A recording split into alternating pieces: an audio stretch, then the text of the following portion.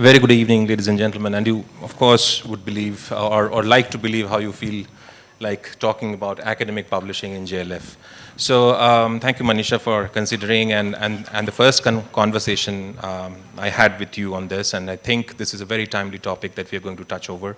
With the kind of geopolitics that we are seeing outside, the kind of changes the nation's aspiration as well as the nation's civil society's aspiration is concerned, what we are watching outside, only brought to my mind that how important education is and how important it's going to be in the next 2 decades. So keeping that in mind, and I represent an organization which is into publishing of content across disciplines, across subjects. So we just thought that it would be wonderful to get these brilliant minds on the desk and also explore that how do we look at the 3 very important aspects of contemporary education and content creation, which is speed, access, and excellence. Because some of you who have been a part of the academic community or the semi-academic community would really understand that where am I coming from. There's a question of ethics, there's a question of accessibility, even if there is quality content, and there is also the question of what do you need or how fast the content needs to be handed over to the users of the content. Now, having said that, I will just stop there and would request my panelists, Professor Singh, Professor Parmar, and Professor Mahajan, to in about just 2 to 3 minutes, if you could just contextualize how do you see contemporary education and where do you think we are going from here? So can I start with Professor Mahajan, please? Can you hear me without this? Okay. I don't know what contemporary education, I mean, I can only speak about higher education. I cannot speak about primary or secondary education. The higher education landscape in the country, at least as of today, is very, very abysmal. I know this sounds probably not like some very good news to people, but the fact remains that the public university system, which was essentially the bedrock of the higher education system in this country, is fast getting completely depleted. This is for a variety of reasons. We can go into this maybe during the question and answers if you want. But in short, it's the lack of investment in human resources, the lack of investment in material resources. That has led to a decline. The decline was slow for some years, but now it has precipitated into basically a downfall. Right next to it is the rise of the private higher education system, some of which are extremely good and very well endowed and therefore world-class also. As far as the public education system, about which I have been a part of for a long time now, the 3 things that he talked about, not in the context of academic publishing, but in general about access. Public education system in this country still remains the most accessible higher education system that exists in the country. The access has increased over the last 15, 20 years, firstly because of various kinds of reservations which have come in. And a lot of the present cohort in higher education, in the public education system, and this is my experience from Delhi University, incidentally, a large number of them are first-generation learners in their families.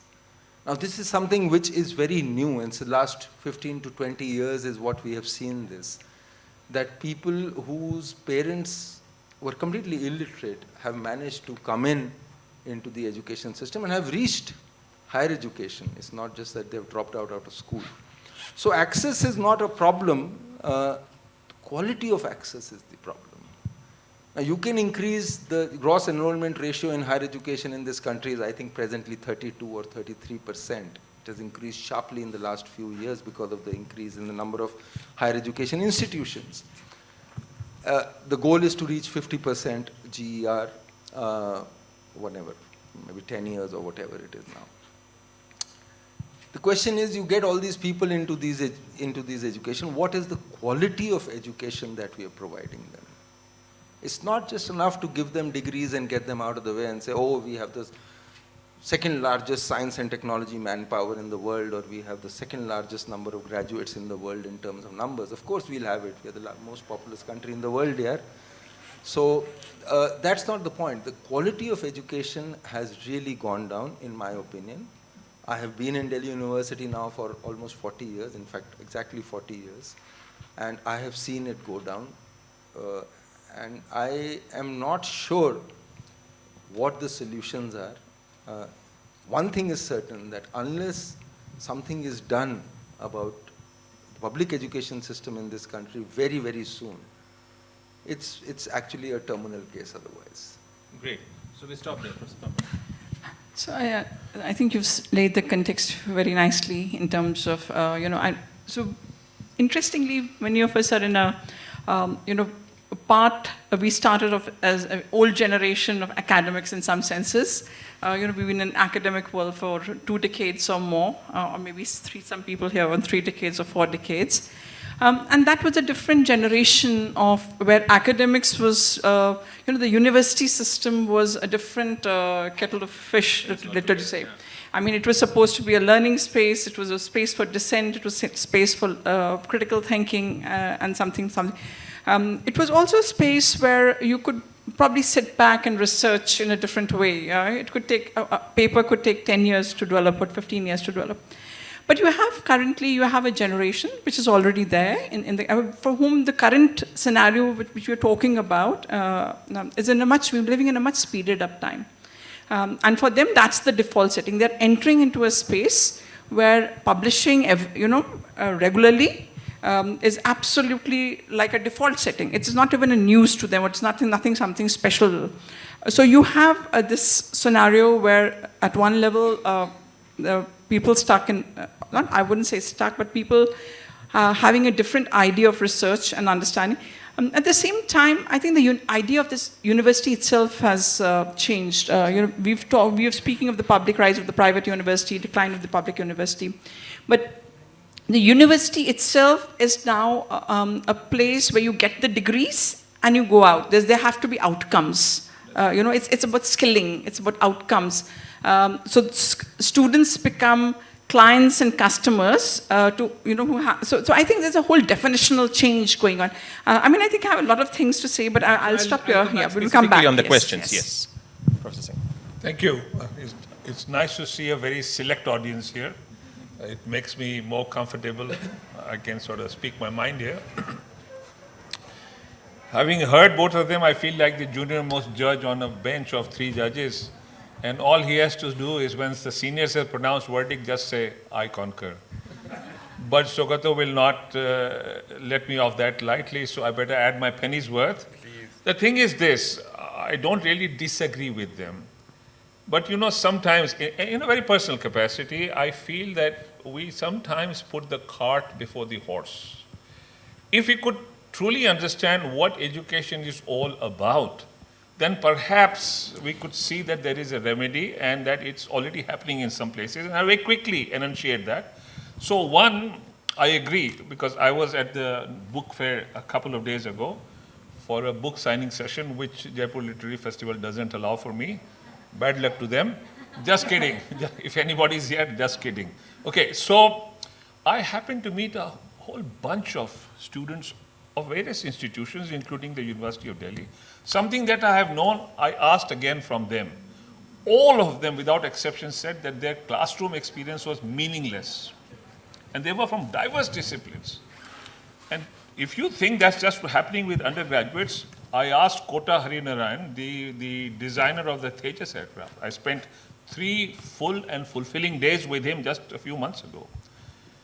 And he admitted that he learned nothing in the classrooms. That whatever he learned by teaching himself through practical, essential experience. Now, my point is this, education is all about finding oneself. I call it the drumbeat of the soul. If you can understand that drumbeat, grasp it, and then march in the real world in harmony with that drumbeat, you will start getting educated. Once you accept that as my definition of education, then things will begin to happen. How? Let me explain. You know, a very ancient school of philosophy in India, the Mimamsa school, says very categorically, knowledge without action is meaningless. And all the strides that India has made in the last so many decades, centuries, etc., much before our time, happened through action. Calculus was discovered 500 years before Newton, simply because we wanted good quality navigation for our ships. So they wanted to study planetary motion. Bhaskaracharya, 500 years before Newton, defined the derivative, used it to understand the motion of stars. We discovered Pascal's triangle, which was discovered in the 16th century in Europe. We discovered that 200 years before the time of Jesus Christ, simply because there was a prosodist who was trying to invent new meters in poetry 200 years before the time of the Christ.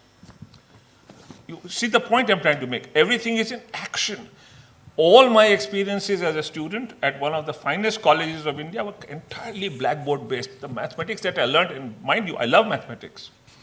But most of my classmates, one of whom is seated here, is a brilliant person, but he was not wanting to be a Ramanujan. He just wanted some good practical experiences in mathematics so that you could get on in life with their applications, with their uses. Nothing like that happened. We have therefore, over the decades, as Shobhit and Chandrika said, failed to fuel India's economy. You look at economies in other parts of the world. Do you know in 2012, the economy around the geographical region of Stanford was estimated to be worth $3 trillion. Ask what Delhi University does. But where is the silver lining in this? In Jammu and Kashmir, where I have some control, we have implemented what I believe is the true way of implementing the national education policy. It's knowledge in action through your hands. Gandhiji used to say in the context of education, what you do with your hands will enter your heart. We have done exactly that. And we are already getting exceptionally good dividends over there. I'll give you just one example, Sugata, and then I'll stop. We rented a whole railway train from the Indian Railways. There's a degree there. I've called it Design Your Degree. That's the name of the degree.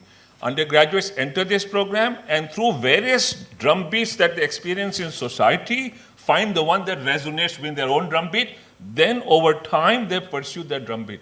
Some become poets, some become artificial intelligence experts, some become mathematicians over time, not immediately. And they are given the basic practical skills like data, AI, IT, communication, analytical skills, project management, etc. in the first 2 years. So in that context, we rented a whole railway train from the Indian Railways, converted it into a college on wheels. It was known as the Gyanoday Express. 500 girls from Kashmir, 500 from Jammu traveled, selected on the basis of project work. So the pedagogy is really important. Most of the learning in Jammu Kashmir now happens through practical hands-on project work. And that is leading to great knowledge insights. They're writing research papers, they're also coming out with patents, and they are transforming themselves in the process. So that's what happened in that train. They went to different parts of India, working on projects, came back, and it was a transformative experience. So I am a little optimistic because of that experience. Thank you. That's always good, to manage the balance between both sides. And as you are also pointing out, university used to be known as a voice of dissent, and I'm a strong believer of the fact that dissent actually makes the progress happen. So keeping that in mind, I'll have some very specific points to talk about, and then we can open it up to the audience sitting over here. Let me start with you, and my request to you would be just to keep the answer a little tight and precise so that we can listen to the audience also. And you should perhaps have thought about that before inviting me. I did. That doesn't matter. It's absolutely fine. What we are getting from three of you are simply jewels. Being a part of a very strong business school, how much do you think that these rankings that come up every year actually contributes to the need of the regional scholars or students that you get or the faculty that, how much does it contribute? And if it contributes, in which way? If it doesn't, then what's the problem? Contributes to what, Sugata?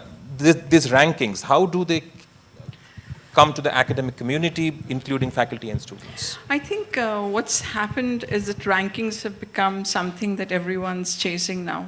And now what I'm speaking is a personal opinion, not official, my institutional position, because irrespective of the institution, because what's happened is rankings determine your student intake, and the quality of the student intake in turn impacts placements, then which in turn again impacts rankings, because placements means what are the salaries at which they're going, and so it's a vicious cycle.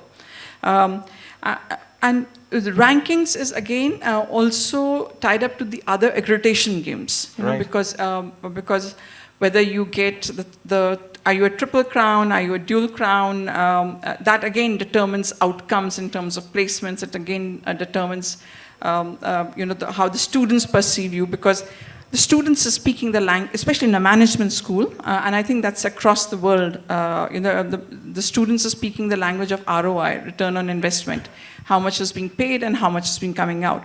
So when that happens, the rankings, accreditation, placements all become a very, very important component. So it's not something, it determines the narrative, so to say. Yeah. So Professor Mahajan, all of us, and taking that ranking bit, I'll take it a little bit of dip down. So the same thing happens when we talk about publishing in journals, right? So there's a ranking, who agrees, who doesn't agree, and kind of thing. Of late, we have been, and some of you also have talked about that continuous churning of research, which you call publish or perish, which at some point in time used to be a very American concept, and then we imported it here and we talk about it. What's your view on that? Oh, I think it's basically, research in universities is very important. The question is, when you tie the research to a person's career growth intrinsically, and do not provide the person with the infrastructure or the means to do that, then it becomes not a very healthy thing for academics. So it leads to very perverse outcomes. What do I mean by infrastructure? Let me just briefly specify this. Delhi University is still very well endowed. JNU is very well endowed. Some universities are very well endowed. I'm only talking about public universities, incidentally, please. That's fine. So they are very well endowed, but you just need to go 50 kilometers outside Delhi to see what the state of higher education is. Okay? A small example, I teach postgraduate students in physics, 800 students every year. Every year, I get at least 50 students in my physics laboratory class who say, sir, this is the first time in their lives they've seen actually a laboratory. This is the first time in their lives. Ye MSc mein pahunch gaye hain. They are MSc physics students. Okay? So this is the state of infrastructure. The teachers in these places, no classes are held, of course, in most of these places. Teachers have opened teaching classes or whatever else it is. So this is the infrastructure part that we're talking about. Now, you have tied up the faculty's career progression solely to one thing, and that is the number of papers in journals, right? Now, there's no infrastructure, there is no culture of this. Maybe it will develop, but currently it's not there. Now, you don't expect a guy who's teaching there, who's waiting for his promotion, to wait till the infrastructure develops to be able to do this. So what does he or she do? Well, he or she publishes, either pays to publish, or he publishes in journals which are basically junk, but have somehow made into this coveted list of UGC approved journals which are allowed. No, this is true. This is happening. I wrote about this. My colleague receives a phone call from an organization in Pune, right? Saying, हम ये काम करते हैं, हम आपका पर्चा लिख भी देंगे, छपवा भी देंगे, आप जिस जर्नल में कहेंगे वहाँ छपवा देंगे. How they do it, I don't know. Okay, and this was not a scam call. Yeah. Because that person sent all the details. कि हम छपवा देंगे, और not only that, कौन से साल में आपको चाहिए, हम वो भी छपवा देंगे. I think we should, just a sentence, yeah? Yeah, sure. I think we should make a distinction between publishing and research. Yeah, of course, because publishing, because the pressure is to publish. That's my next question, So actually. you're not creating scholars with depth in a particular domain or in a certain area. Absolutely. Because people are not researching. Yeah. But the question remains then, how are they publishing? Because publishing as academic community, all three of you are, you're published in the best places, then without researching, how are you publishing? And that's the question comes in. That would have been my next question. A very valid point, but let me come back to you on that. Can I move to the next question? Please do. Please, absolutely. So you have been a teacher, you have been an administrator, and you have seen the journals, you have been peer reviewing and all sorts of things. Now I just come back to you with these two questions. That in the circumstances, you seem to be slightly more positive than the other two panelists, but how do we look at this dichotomy where there are farms which have made this their business? You need to build an institution. The institution needs to flourish. Delhi University has become Delhi University for not only its infrastructure and the kind of thing, but the kind of quality research that the university was known for. How do you see this balance happening? If research is not happening, why there is so much publishing happening? And where do we go from here if we have to take care of the speed, the access, and institutional support to the research scholars? Sugata, okay, remember, this is, it is a big problem in India, but this is also a global problem. Yes. Let me just acquaint the audience. In 2010, at the International Congress of Mathematicians, where about 10,000 mathematicians were gathered from all over the world, we had a plenary address by a distinguished mathematician who exposed how one of the leading computer mathematics journals of the world had published a paper that was utter nonsense.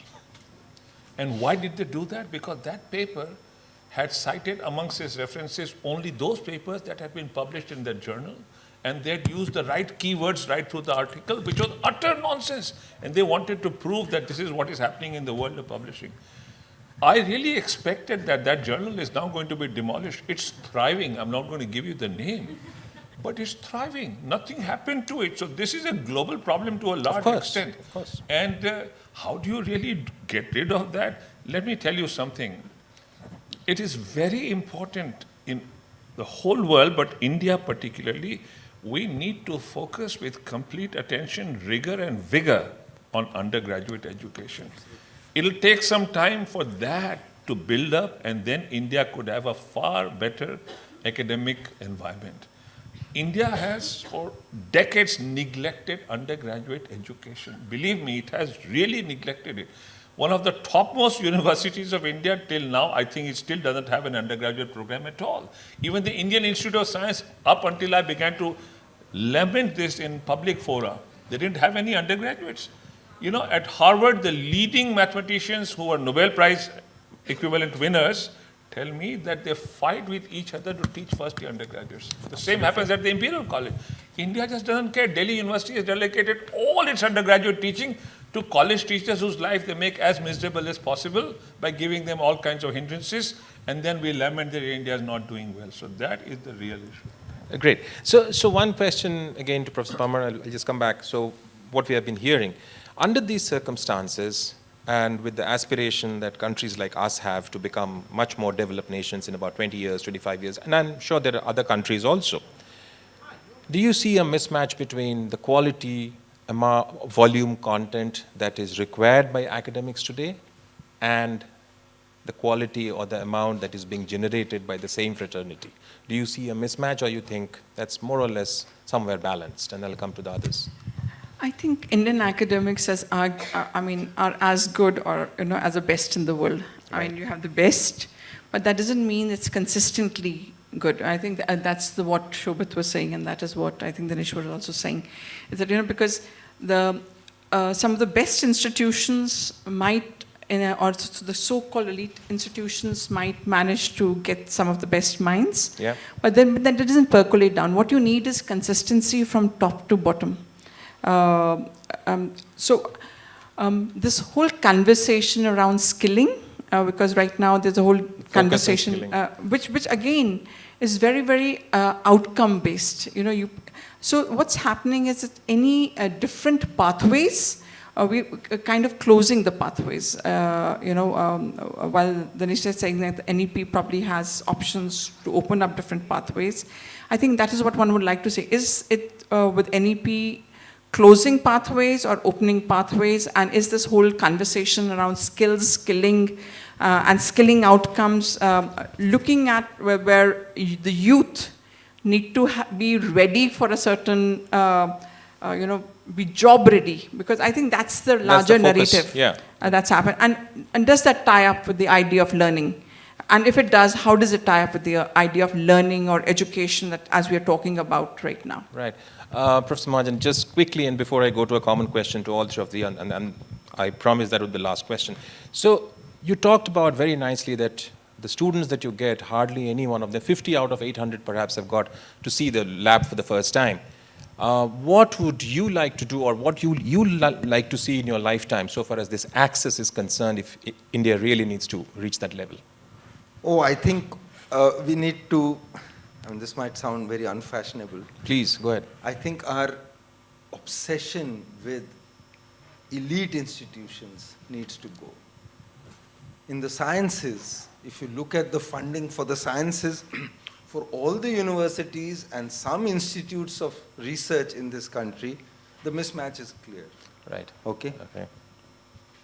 Delhi University Physics Department, Dinesh would know this also, the budget for each lab has not changed in the last 25 years. For 400 students, the budget for equipment, maintenance, repair, etc., you won't even be able to guess. Right. 80,000 rupees a year. And a good oscilloscope costs that much in one shot. So the question the point, all these are, you can check these things. No, of course. And this is Delhi University. I am not even going, 100 kilometers out of Delhi where things are much, much worse. So I think if we are looking at a 20-year time frame, we need to focus on undergraduate education, improving the overall standards of a wide variety of our institutions rather than focusing on the top. We seem to be in a hurry. As is obvious, even statistically, we are a country of 1.3, 1.4 billion people. तो कुछ तो brilliant mind वैसे ही हो जाएंगे despite you यार, despite the system. They will always be brilliant. The question is, what are we doing for the wide variety of people? Are we bringing their level up? Are we providing them with some quality education, making them not just job ready and skilled and so on and so forth, right, but education in its real sense, right, which is critical thinking. Yeah, I was waiting for the Which word. is critical thinking, which is analytical thinking, which is using all the tools, of course. The tools have changed from our times, of course. But to be able to use those tools, not be obsessed with them as a solution to everything.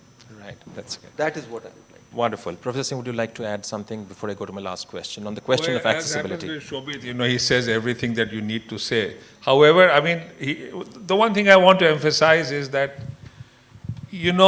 what Shobhit has said, we just need to add to that India needs to understand that the pedagogies that have served us well in the past need to be looked at in the context of today, make them more practical, make them more connected to the real world. Draw your curriculum around the needs and challenges of society and the nation, and do this at the undergraduate level. And your problems will be solved. And get out of this mode of all the time teaching on the blackboard. It has to change. The skills that the NEP really talks about, Chandrika, is not the skills that is being emphasized at the ground level. They're messing it up. Let me say this very frankly, and I've said this at the highest levels. The skills are the ones that Shobhit talked about: analytical skills, critical skills, skills of data, skills of using IT in practical ways connected to, as I said, the curriculum. And learning must happen largely through projects. Yeah. That's what we need. Great. So now a common question to all three of you, and I really thought to keep this cat out of this room for a long time, but I thought that the discussion will not remain somewhat closed without this question on the table. And the question remains the same. So how is technology changing the research, creation, or dissemination?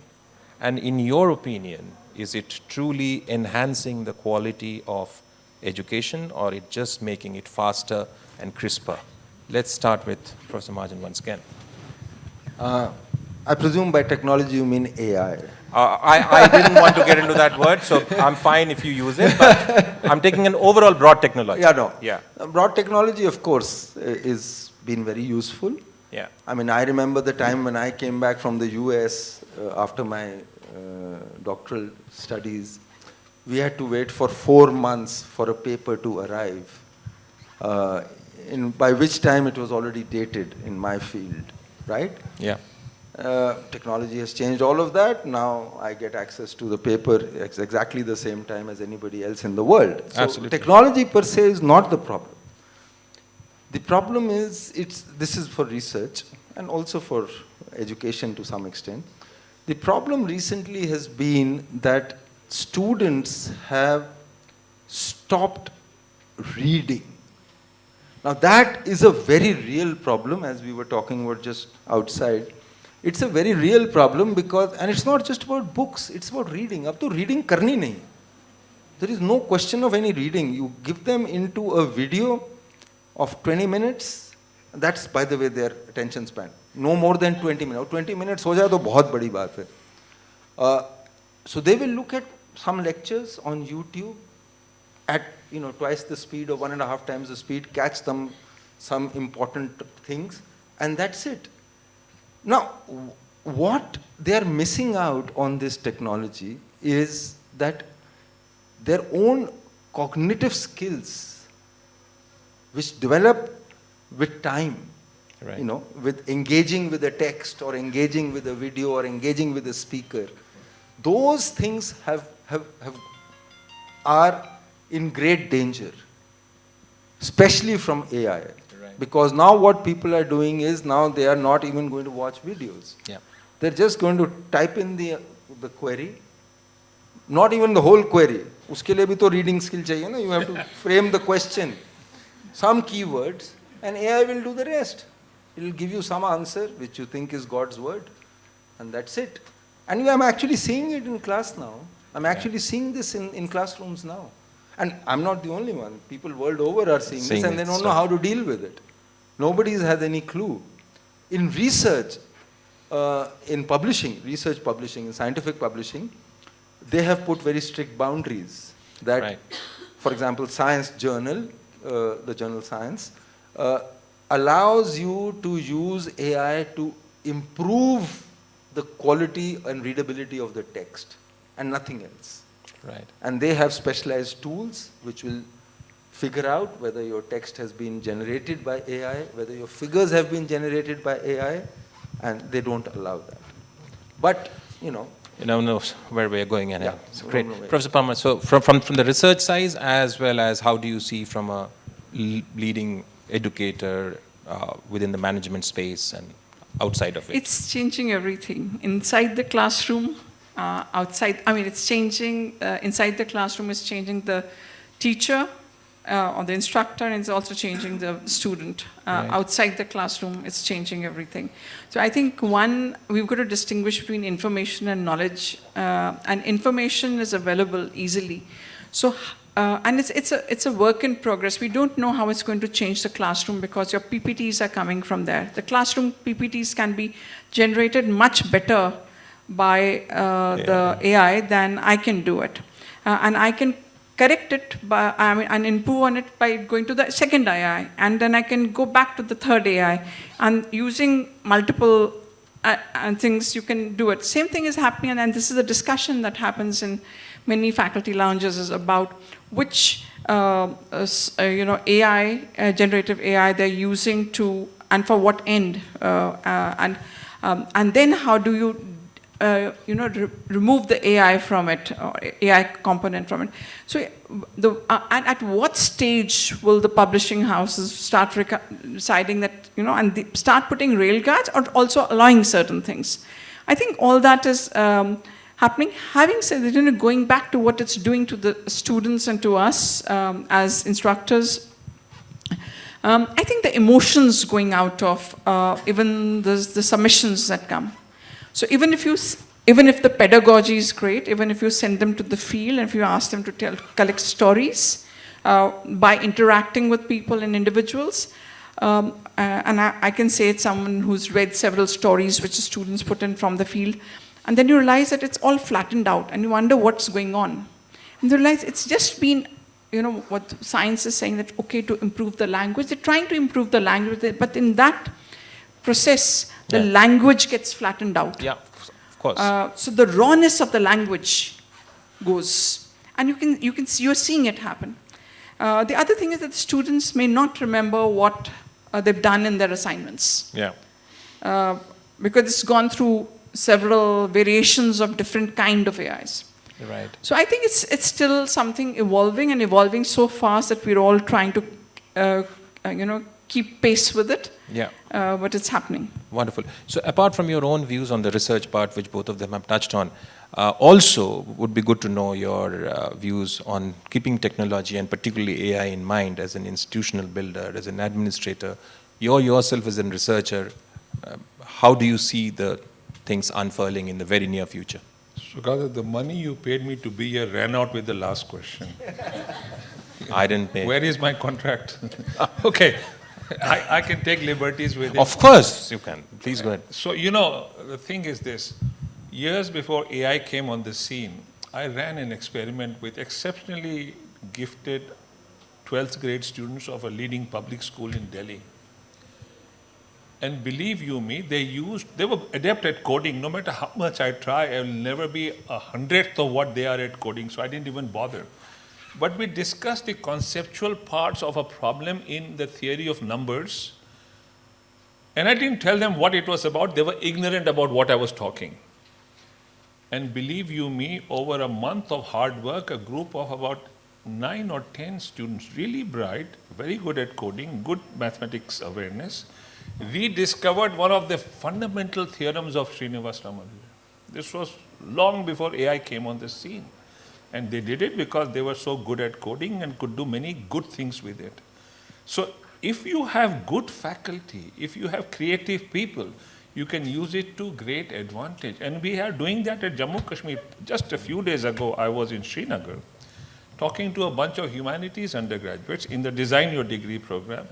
None of them knew Python. And I gave them a problem in number theory. So I told them to do something with numbers, any array of numbers.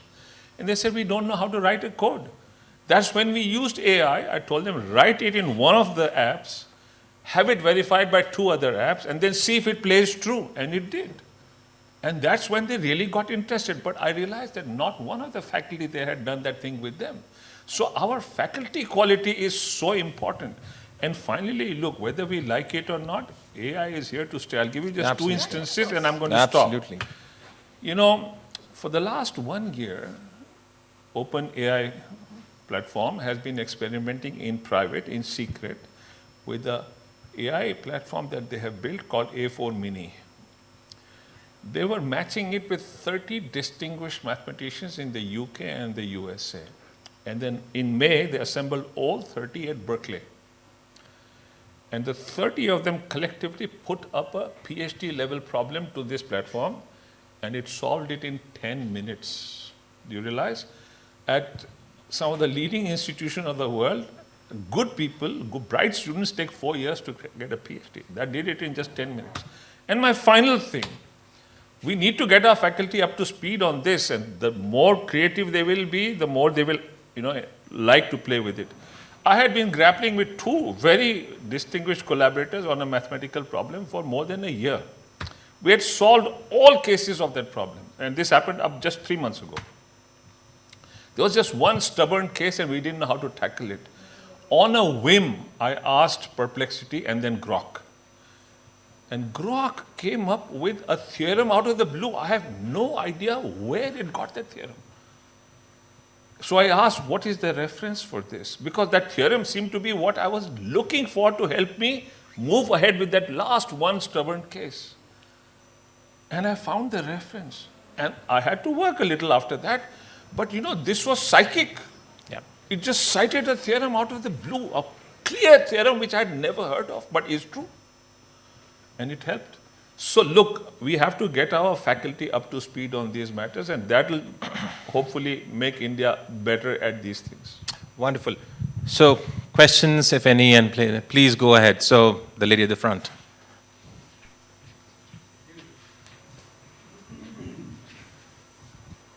Thank you so much for this session, sir, ma'am. My question is that I did my MBBS MD super specialty. I worked with WHO Southeast Asia office with the infectious disease surveillance.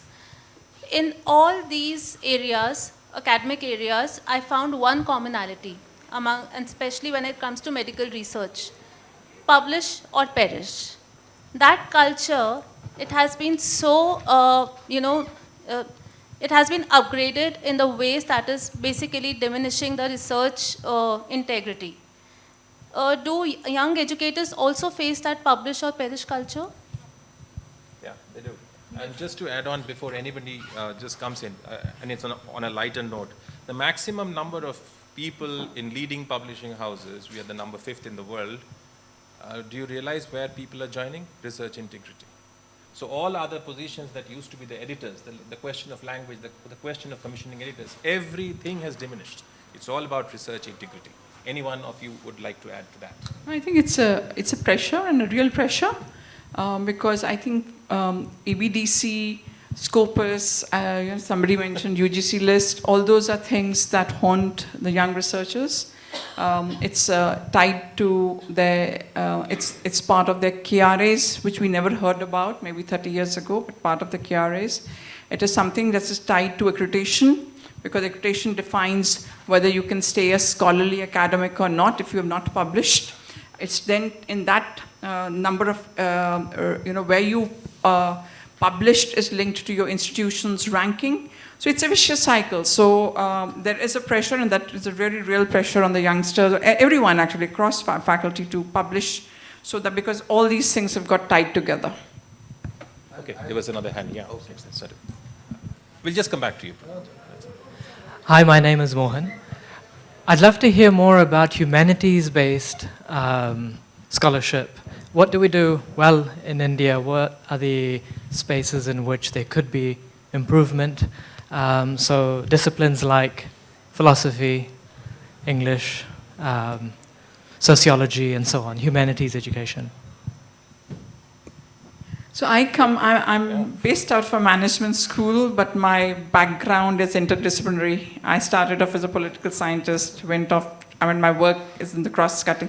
But you're right that the pressure is, again, I'm using the word pressure quite regularly, and there is a challenge of how you imagine or reimagine these spaces. Maybe, and this is, I would like to ask my other panelists whether NEP will bring about some change in the way humanities is looked at, whether it's philosophy, whether it's other kind of craft traditions.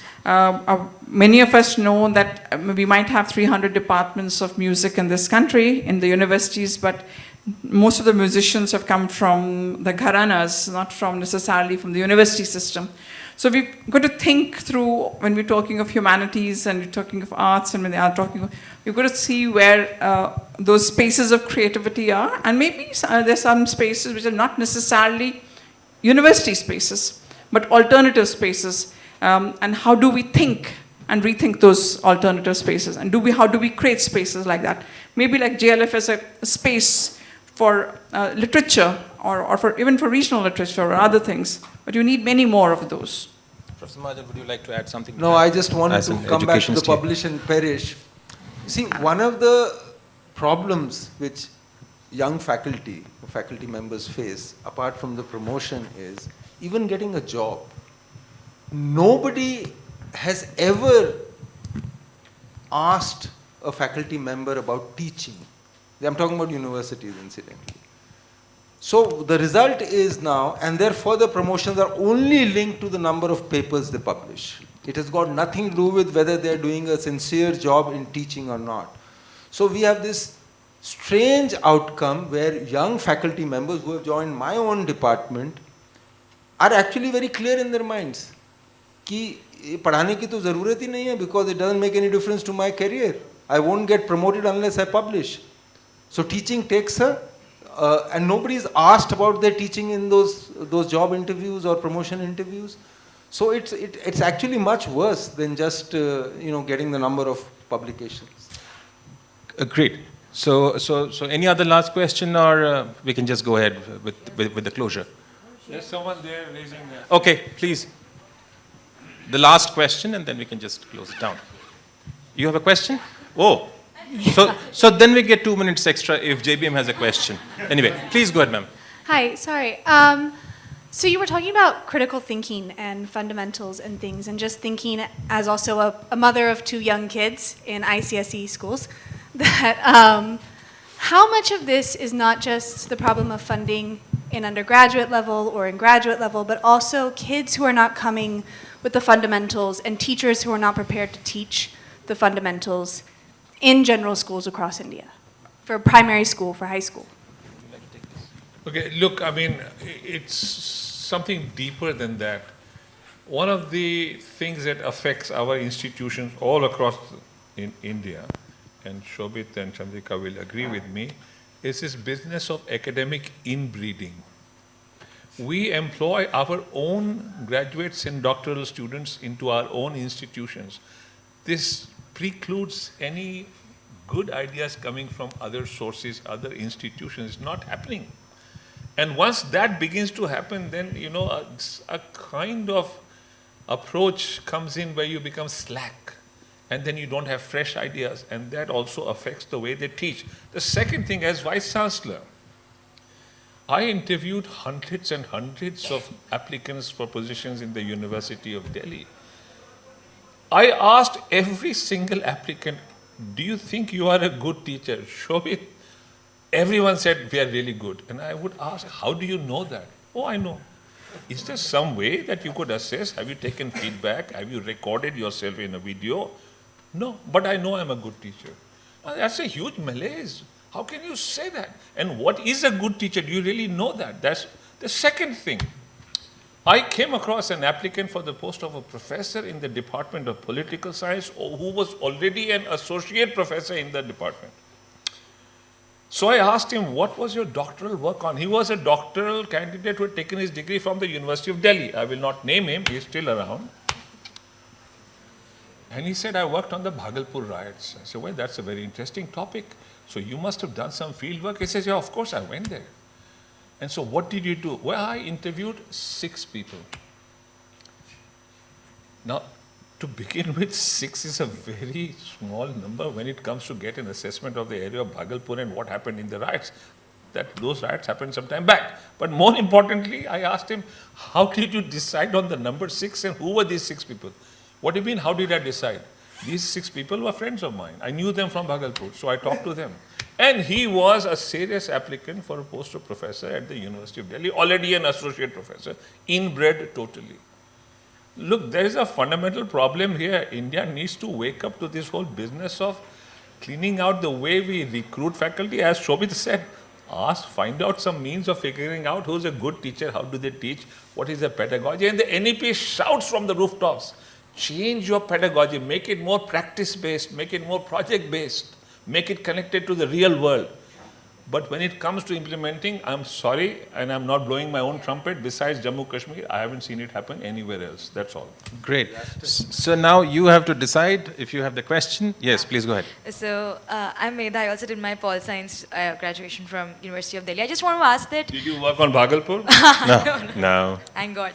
But I just want to ask this, as someone, as a young researcher getting into academia, it's a very close-knit circle. And with institutions and think tanks like ORF, Carnegie and Brookings, we see that there is an ideological underpinnings with research papers also. So in the current regime, how do we sort of deal with that thing and kind of have our own research integrity? It's not a very controversial question. You can, of course. How do we maintain our own stand and spine there? Look, let me tell you something. So I'll tell you one thing. It's not the way it looks. Look, I have had major disagreements with the powers that be. It's there on public record. It's been a nasty situation. But in spite of that, let me tell you, it's not what it appears to be. If you come up with some, for instance, just a month ago, I organized an international conference on the theme of the conference was re-examining the social sciences and humanities through the lens of artificial intelligence. It was fully funded by the government of India. No one even came to tell me you can't do this or you should do that or you cannot invite this. Nothing like that happened. And we ran it for 3 days at the India Habitat Center, invited people from abroad, no one stopped them, they got their visas. You need to also be a little clear and a little bold. Don't needlessly step backwards before anyone tells you anything. So that also works. So that's encouraging on that note. So I've got 2 sentences to say. Professor Mahajan, Professor Parmar, and Professor Singh, thank you so much for being here on a Sunday afternoon, evening, whatever you might want to say, and making this session happen. It took months to reach here. So thanks to each one of you. Thanks from JBM side and from SAGE's side. And lastly but not the least, what a wonderful audience. Thank you so much, and have a great evening.